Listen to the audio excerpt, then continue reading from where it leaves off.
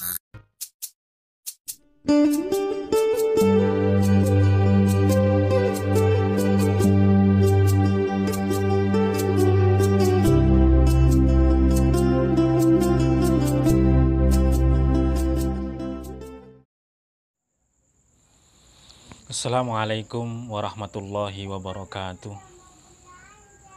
Alhamdulillah, Allahumma salli ala rasulillah. Rabbi syrah li sadri wa yassir li amri wahlul 'uqdatam min lisani yafqahu qawli. Subhanaka la ilma lana illa ma 'allamtana innaka antal alimul hakim. Allahumma aftah lana hikmataka wa anshur alaina birahmatika ya arhamar rahimin. Ila muallif hadal kitab Asy-Syaikh Imam Al-Ghazali wa thumma ila habibina Muhammad sallallahu alaihi wasallam wa kullu man ta'allama hadzal kitab syaulillahi lahum minnal fatihah. A'udzu billahi minasyaitonir rajim. Bismillahirrahmanirrahim. Alhamdulillahi rabbil alamin. Arrahmanir rahim. Maliki yaumiddin. Iyyaka na'budu wa iyyaka nasta'in.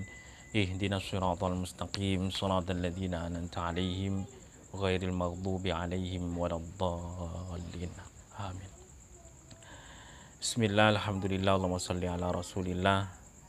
Pemirsa, jumpa kembali bersama kami Ahmadi, kantor KUA Balikpapan Utara, yang pada kesempatan kali ini adalah sampai ke seri ketiga, yang pada seri kedua kemarin ditutup dengan kehebatan atau berkah bulan Ramadan. Masuknya bulan Ramadan, dibukakan pintu-pintu surga, ditutup pintu-pintu neraka, sehingga ajakan-ajakan keberkahan datangnya bulan Ramadan, siapapun itu, termasuk kita di Indonesia, keberkahan untuk selalu berbuat baik selalu muncul, karena sekian banyak teman-teman kita pun berlomba-lomba untuk berbuat baik.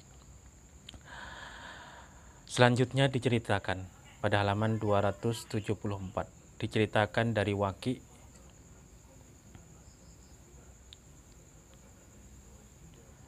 Imam Waqi berkata terkait dengan firman Allah Subhanahu wa ta'ala, surah Al-Haqqah ayat 24. A'udzu billahi minasyaitonir rajim. Bismillahirrahmanirrahim. Kulu washrabu hani'an bima aslaftum fil ayyamil khaliyah. Kulu, makanlah kalian, washrabu, dan minumlah kalian, hani'an, dengan senang, dengan puas, dengan sesuka-suka, bima aslaftum, disebabkan apa-apa yang kalian telah perbuat dahulu. Aslaftum terambil dari kata salafa, atau sering kita dengar makna sekarang adalah salafi, maknanya adalah dahulu. Ketika dinisbatkan kepada salafi, maka maknanya adalah orang-orang yang dahulu. Kalau ulama salafi adalah ulama-ulama yang zaman dahulu. Salafi, di dalam literatur kitab-kitab fikih sering kita mendengar ulama salaf dan ulama khalaf. Ulama salaf adalah ulama generasi 200 tahun Hijriah ke bawah. Di antaranya masuk 4 madhab. Sedangkan ulama khalaf adalah ulama-ulama yang lahir atau hidup atau semasa sejak di atas tahun 200 Hijriah. Makanlah, minumlah, disebabkan apa yang kalian telah perbuat dahulu, fil ayyamil khaliyah, pada hari-hari yang khaliyah, sepi, tidak ada seorang pun yang hadir, tidak ada seorang pun yang tahu. Hiya ayyamus siyam. Al-aslaf di sini adalah hari-hari yang sepi, hari-hari yang tidak ada diketahui oleh siapapun itu. Yang dilakukan oleh orang-orang tersebut adalah, maknanya adalah ayyamus siyam, hari-harinya orang yang berpuasa, hari-hari berpuasa. Iltaraku fiha, pada saat itu mereka meninggalkan al-akla wa syurba, makan dan minum. Sehingga orang-orang yang berpuasa pada hari ini, termasuk kita yang sedang bergembira menyambut datangnya bulan Ramadan dengan berpuasanya kita, meninggalkannya makan kita, minum kita, padahal itu makanan kita sendiri dan minuman kita sendiri, itu sengaja kita lakukan, tidak kita makan, maka itu ketika kita lakukan, Allah kelak sesuai dengan firman ini, kelak di surga makanlah kalian, minumlah kalian dengan nikmat, sebagai balasan ganti terhadap amaliyah yang telah kita lakukan dulu selama di dunia. Begitupun Rasul Shallallahu Alaihi Wasallam mencoba mensejajarkan dua orang pemuda yang sama-sama mulia. Dalam sabda Rasul Shallallahu Alaihi Wasallam,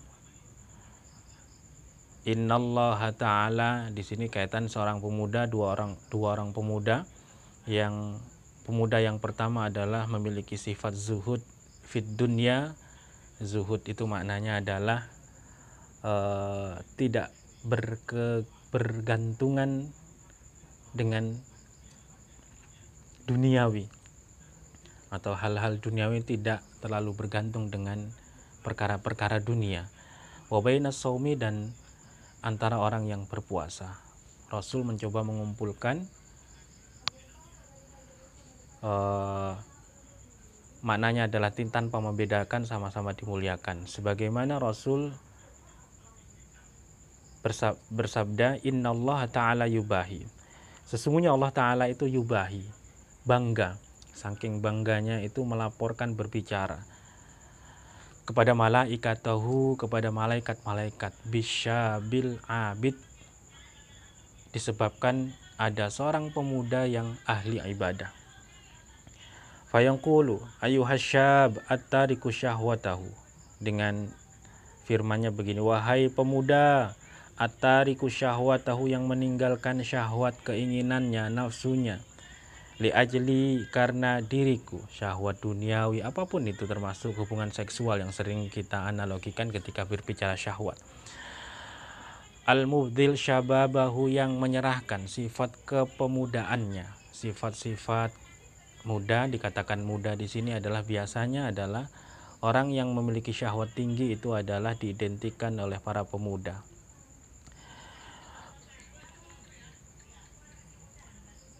Yang menyerahkan li, untuk diriku, alias meninggalkan apapun itu tujuannya adalah untuk diriku.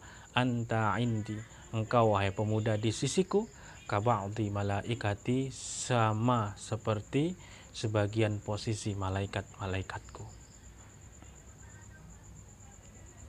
Terkait dengan orang yang berpuasa pun Rasul Shallallahu Alaihi Wasallam berkomentar, yaqulullah azza wajal, Allah berfirman, unzuru ya malaikati, wahai para malaikatku, lihatlah, ila abdi, kepada sosok hambaku ini, yang taraka syahwatahu, meninggalkan syahwatnya, keinginannya, waladzatahu, dan kelezatan-kelezatannya, hal-hal yang menyenangkan dirinya, wa ta'amahu wa syarabahu, meninggalkan makan dan minumnya, min ajli, karena diriku, karena puasa tadi. Dari teks ini dapat kita ambil beberapa poin penting atau sebuah pertanyaan. Mengapa Rasul Shallallahu Alaihi Wasallam mencoba mensejajarkan atau menginformasikan terkait dengan hamba di sini adalah sosok pemuda? Apakah sosok tua tidak masuk di dalam teks hadis ini? Secara literatur teks tentu orang tua akan keluar dari teks kemuliaan ini tadi. Tapi coba kita telaah sedikit tentang mengapa Rasul Shallallahu Alaihi Wasallam menegaskan, bahkan mengucapkan posisi pemuda pada posisi ini. Sejatinya yang ingin disampaikan oleh Rasul, karena sebuah ucapan pasti memiliki makna yang ingin disampaikan. Seorang pemuda secara umum adalah memiliki keinginan-keinginan yang luar biasa. Pemuda tampan, pemudi tampan, begitupun walaupun secara bahasa adalah pemuda, maknanya adapun memiliki makna pemudi. Pemuda tampan, pemudi tampan itu adalah memiliki sesuatu yang dia miliki yang menjadi daya tarik masing-masing. Seorang pemuda tentu mungkin mampu untuk menggoda perempuan yang lain. Begitupun perempuan cantik mampu untuk menggoda pemuda yang lainnya. Dan kemampuan-kemampuan itu ditahannya, keinginan-keinginan tersebut ditahannya li ajli, karena diriku, karena Allah. Itulah tadi sisi mengapa Rasul Shallallahu Alaihi Wasallam mencoba memunculkan kata pemuda terkait dengan penahanan syahwat. Ketika ini menjadi patokan, ketika ini menjadi penyebab penyebutan asyab di sini pemuda ini tadi, maka siapapun itu ketika memiliki potensi syahwat negatif yang luar biasa, namun ditahannya, diaturnya, sehingga tidak terjerumus syahwat tadi kepada hal-hal negatif, maka itulah termasuk orang-orang yang dimuliakan. Termasuk di dalamnya orang tua ketika syahwatnya coba dijaga, maka pun memiliki makna kemuliaan yang sama. Namun ketika seorang pemuda tadi syahwatnya sama sekali tidak ada, sehingga dia tidak terjerumus kepada hal-hal tersebut, maka tidak ada usaha sama sekali terhadap ketidak terjerumusnya kepada hal-hal negatif tadi. Sehingga yang menjadi titik temunya adalah seseorang yang punya keinginan kemungkinan untuk meluapkan syahwat-syahwat negatifnya itu, namun dicegahnya. Disinilah Allah, Rasul Shallallahu Alaihi Wasallam bersabda terkait dengan bangganya Allah terkait hamba-hambanya yang mau meninggalkan syahwatnya demi Allah Subhanahu Wa Taala. Contoh-contoh tentu banyak. Nabi Yusuf alaihi salam itu adalah contoh yang sangat populer terkait dengan penolakan Rasul Shallallahu Alaihi Wasallam ketika digoda oleh Zulaikha. Disinilah menjadi tingkat naiknya Nabi Yusuf ke derajat nabi-nabi yang mulia yang hingga sekarang cerita-ceritanya selalu kita dengarkan.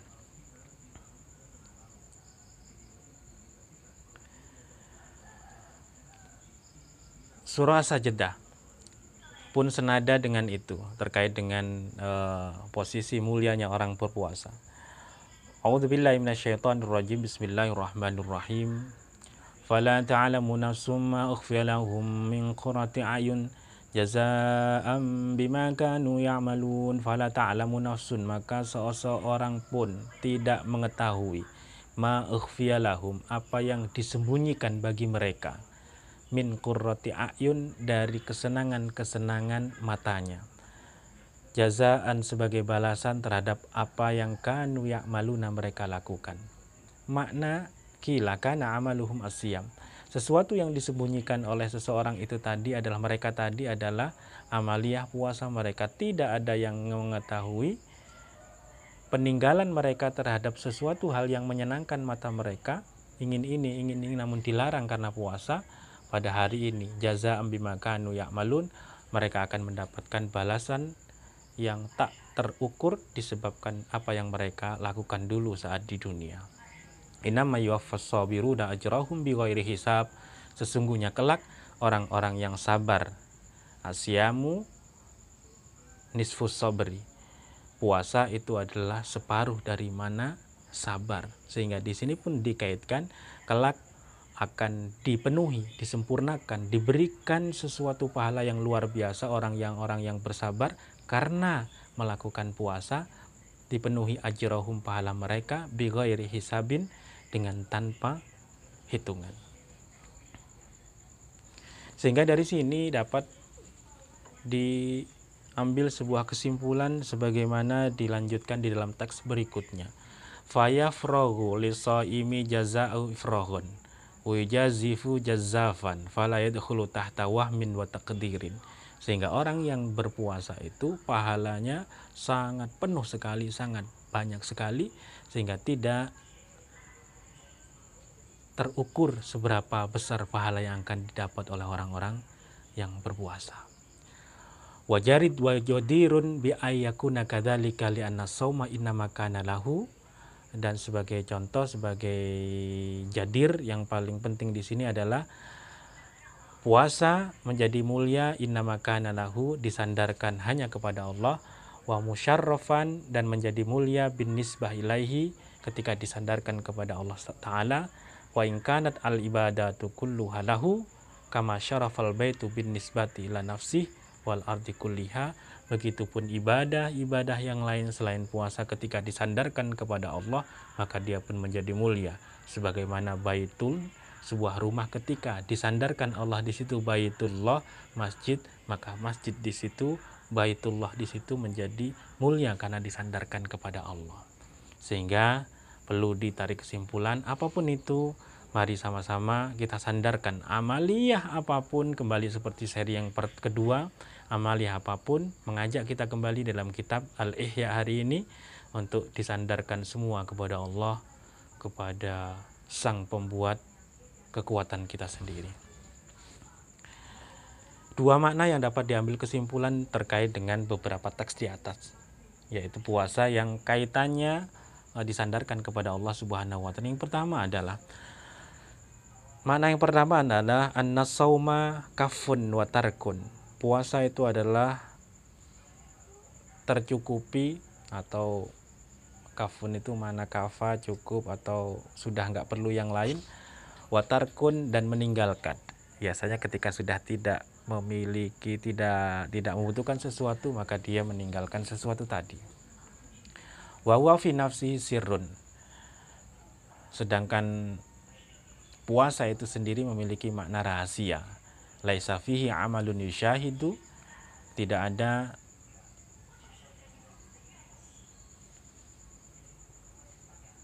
amaliyah yang bisa dilihat. Laisa fihi amalun yushahidu wa jami'u amali ta'ati bimasyhadin minal khalqi wa mar'i. Berbeda dengan amaliyah ketaatan yang lain selain puasa, maka semuanya bisa menjadi masyhad, tempat untuk dilihat dari sisi makhluk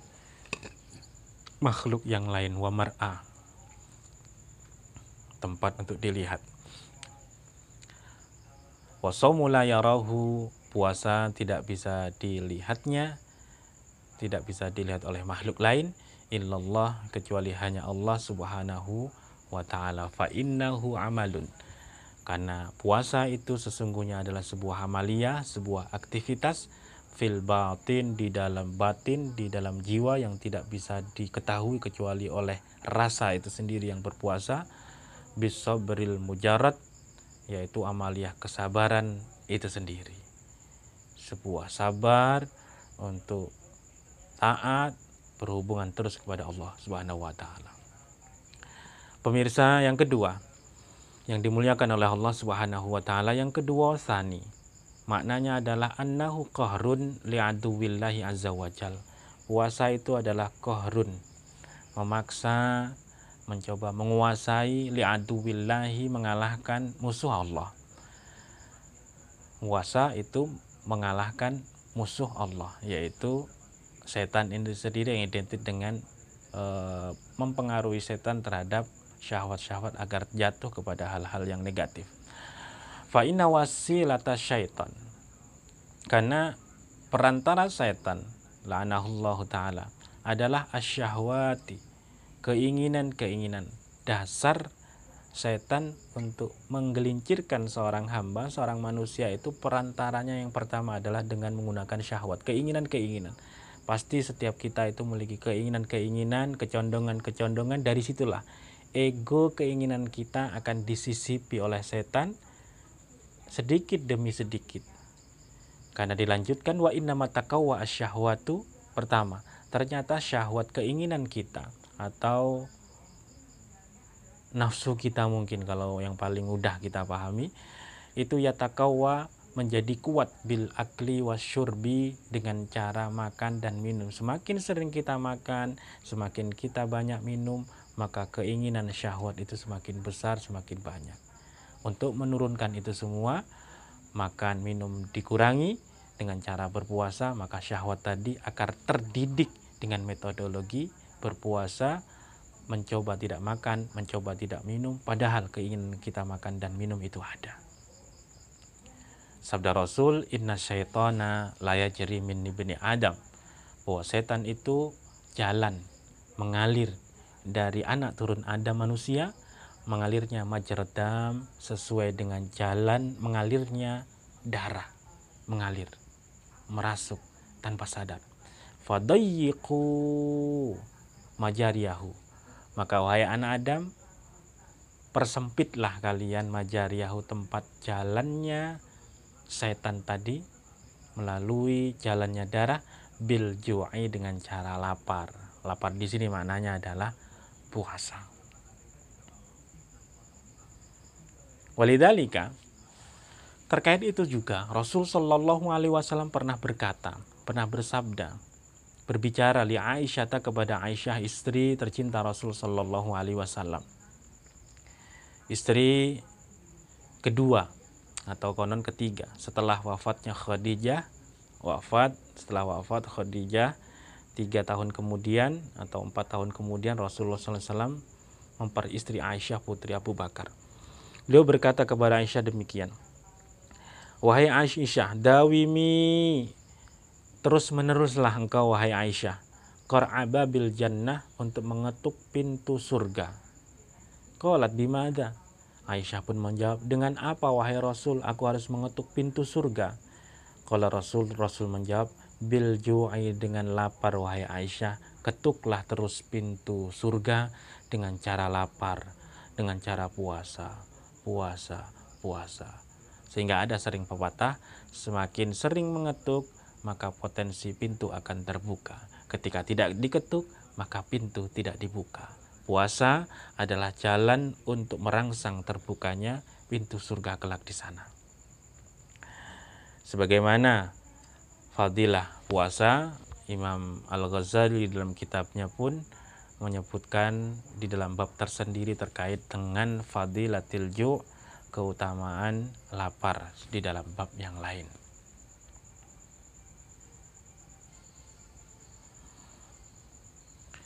Falamma kana shaumu 'alal khususi qam'an lisyayatin. Ketika puasa itu merupakan memiliki sifat kekhususan yang merupakan qam'an lisyayatin, atau penutup, atau bahasa lain qam'an wasaddan, pelawan terhadap syaitan, wasaddan, dan penutup lima salikihi, terhadap jalan-jalan masuknya setan untuk mempengaruhi kita, watatyiqon lima jarihi, sebagaimana puasa pun juga mempersempit jalan mengalirnya setan di dalam darah kita. Maka istahaqqa at-tahsisu bin nisbah ila Allah azza wa jalla, maka posisi pentingnya tadi puasa tadi dikhususkan oleh Allah,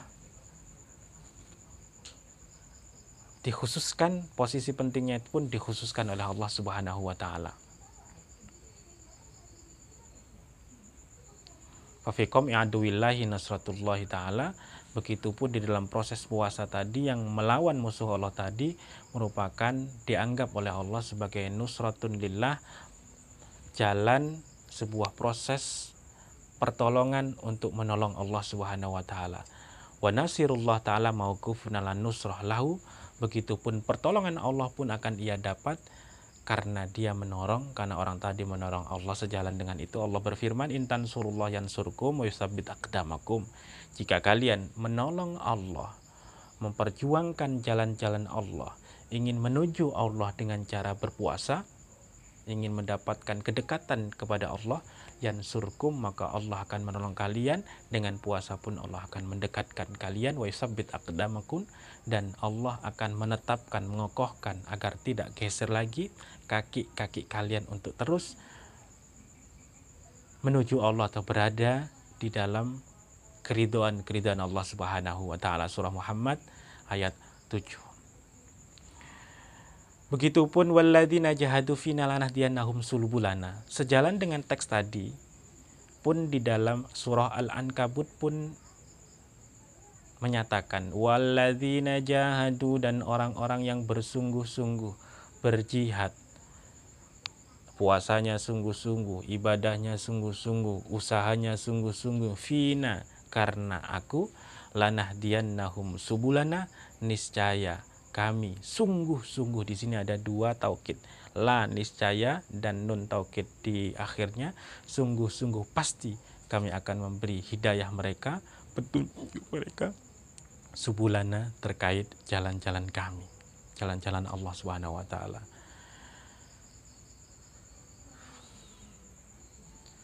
Subhanallah. Dari beberapa teks ini tadi dapat kita ambil kesimpulan, menurut saya adalah bersungguh-sungguhlah dengan amaliyah apapun. Ketika kita ingin sukses di dalam melakukan sesuatu, maka lakukanlah sesuatu itu dengan sungguh-sungguh, rencanakanlah dengan sungguh-sungguh. Ketika ingin menikah, carilah istri dengan sungguh-sungguh. Begitupun carilah suami dengan sungguh-sungguh, dengan kesungguhan ingin mendapatkan ridha dari Allah Subhanahu wa taala. Melihat bebet bobotnya, lanah diana, kelak dengan kesungguhan tadi Allah sendiri akan tunjukkan jalan untuk mendapatkan hidayah. Jangan cuma berhenti di dalam merencanakan. Setelah merencanakan matang, maka lakukan. Setelah melakukan, maka Allah akan bukakan pintu jalan mudah. Ayo lakukan, langkahkan, maka pintu mudah dari langkah tadi Allah akan bukakan. Dari sini menurut kami yang paling penting di sini adalah sebuah hikmah tadi terkait dengan puasa, kesungguhan, ajakan untuk optimis, Allah itu ada di balik kita semua.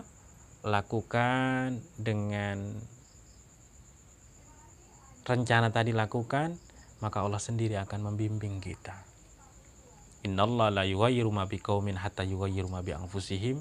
Allah tidak mengubah nasib seseorang hingga dia mau mengubah dirinya sendiri. Keinginan kita untuk berubah, maka itulah kita lakukan. Doktrinasi dapat sering kita lakukan dengan sebuah simbol-simbol doa. Doa, ya Allah berilah kami kekayaan, ya Allah berilah kami kecerdasan. Di sini adalah doktrinasi kepada otak kita untuk agar kaya, agar pintar. Di sini setelah didoktrin pikiran kita, maka jangan lupa esok harinya setelah berdoa, lakukan apa yang kita pinta tadi, maka lanahdiyannahum subulana. Yakinkan Allah akan memberi jalan pintu hidayah, jalan menuju terhadap doa-doa yang kita panjatkan sebelumnya. Yakinkan itu. Doa itu adalah doktrinasi supaya badan kita, pikiran kita, hati kita untuk kuat, untuk kokoh, dan ketika melangkah, sekali lagi Allah pasti akan jalan, bukakan pintu, jalan mempermudah apa yang kita inginkan. Masyiral muslimin, pemirsa rahimakumullah. Terakhir, sebagai penutup pertemuan kali ini, ada sabda Rasul sallallahu alaihi wasallam, laula anna syayatin yahumuna ala qulubi bani Adam, andaikan setan itu yahumuna ala qulubi bani Adam, mereka berkumpul di atas hati-hatinya anak Adam,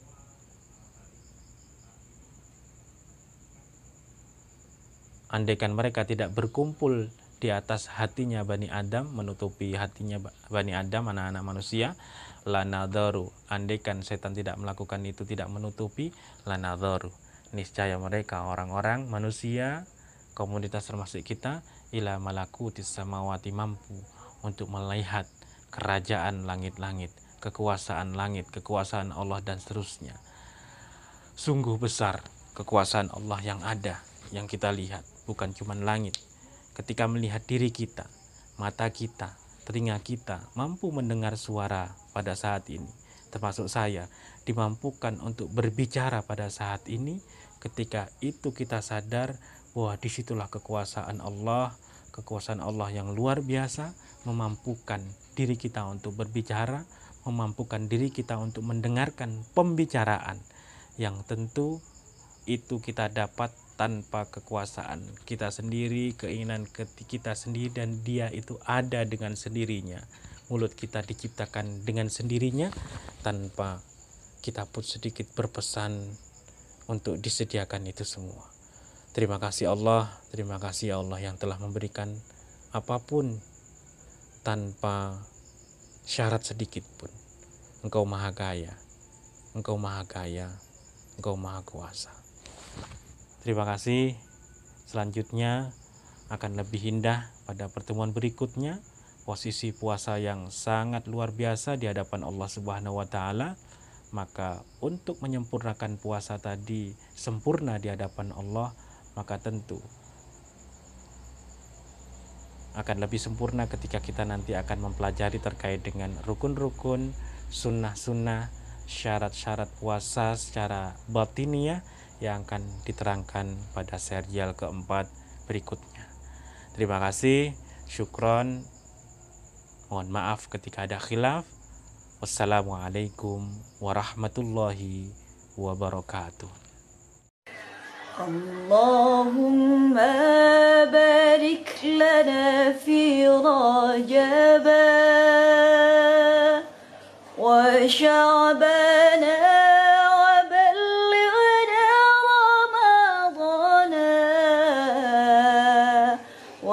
شعبنا وبلغنا